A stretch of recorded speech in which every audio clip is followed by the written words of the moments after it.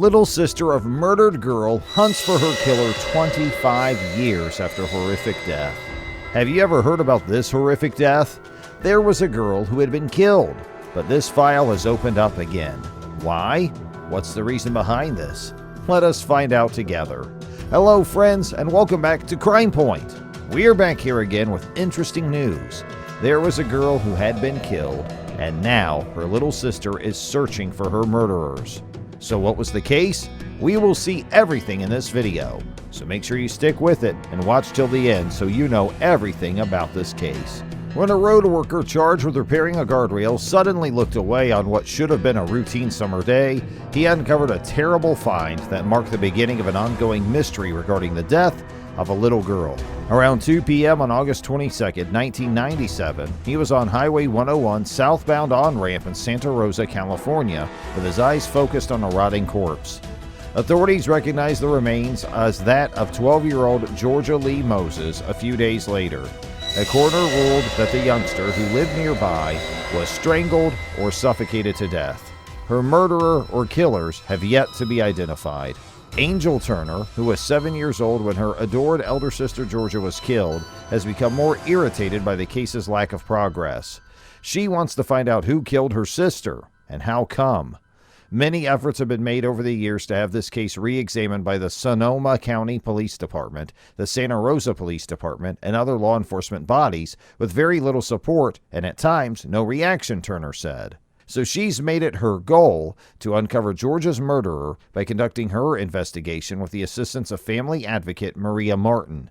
They have consistently urged authorities to give her case the required due diligence of a comprehensive investigation, and they launched a podcast last year called They Called Her Georgia Lee. Turner is also the administrator of the Justice for Georgia Lee Moses Facebook group and website. My sister has been undervalued for years, Angel responded on Facebook to a police announcement regarding the search for Georgia's murderer. Sergeant Juan Valencia of the Sonoma County Sheriff's Office told the Daily Beast that he couldn't comment because it's an open cold case and any new information might endanger the integrity of the investigation. Valencia did not say whether or not police were following up on fresh leads, if they had any suspects, or if any DNA other than Georgia's had been discovered on her decomposed remains and examined in light of recent technological developments.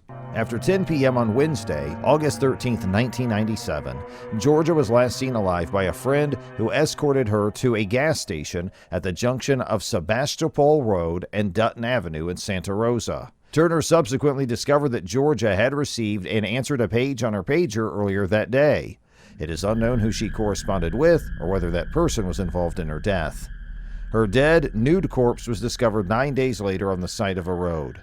The Sonoma Sheriff's Department claimed in a statement that the companion split up when Georgia got into a small white four-door sedan with a black male around 25 to 30 years of age. Authorities claim the guy was 6'2" to 6'4" and 200 pounds with extremely short black hair, and that he is a person of interest that we have not been able to identify.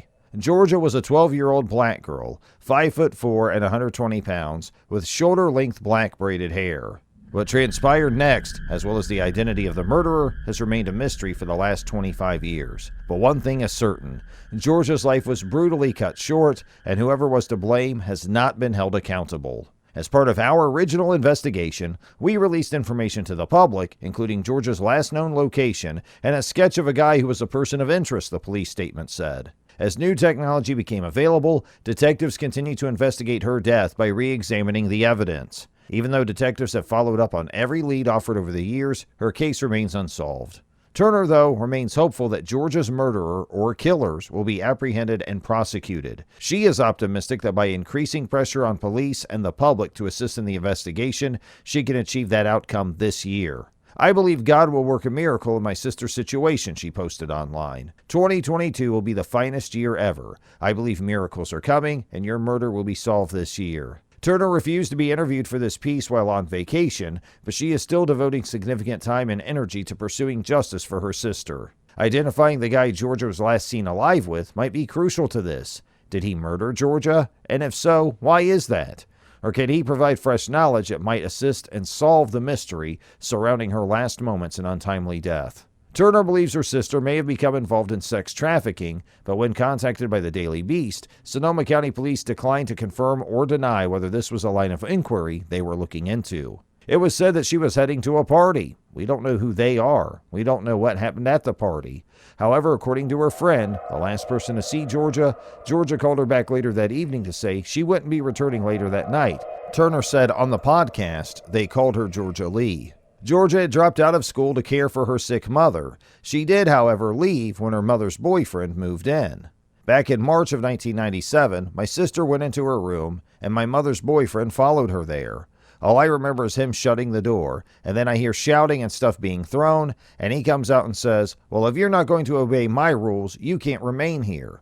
He moved away, and I entered the room, Turner noted on the show. There was mustard all over the walls. Georgia left shortly after. Georgia returned to the house regularly to check on her younger sister, Angel. Georgia was not a disturbed child, Angel said. She was the most amazing sister, daughter, friend, and person I'd ever met.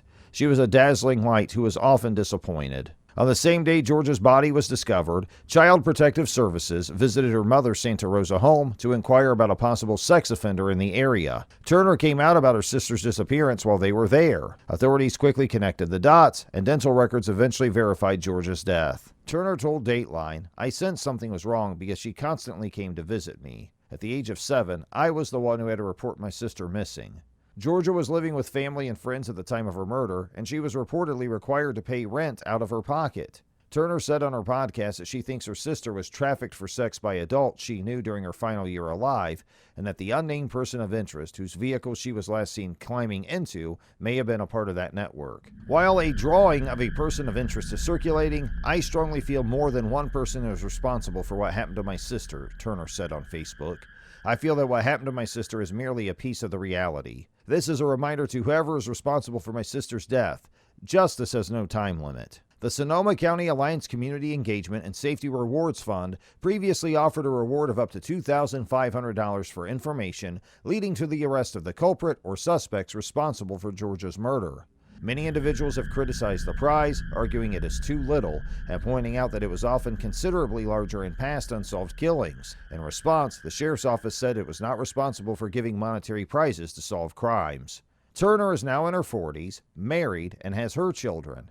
She can't help but ponder how different things would have been, and should have been, if Georgia hadn't been the victim of a predator. The blunder is now memorialized on her gravestone, which says Georgia Lee, as well as in a 1999 song by Petaluma native Tom Waits, who wonders, why wasn't God watching? Why wasn't God listening? Why wasn't God there for Georgia Lee? It is a heartbreaking situation with many more questions than solutions, but Turner is determined to solve them no matter how long it takes. Georgia's younger sister is searching for you, she warns the killers. She wrote in a blog post. No matter how long it takes, the truth will finally come out. So, this is the end of this video. How was the news? And in your view, is what her sister doing correct or not? If you liked the video, please leave a like and share it with your friends. And if you would like to watch more videos like this, then subscribe to our channel and hit that bell icon so you get the notification of our latest videos. Thanks for watching.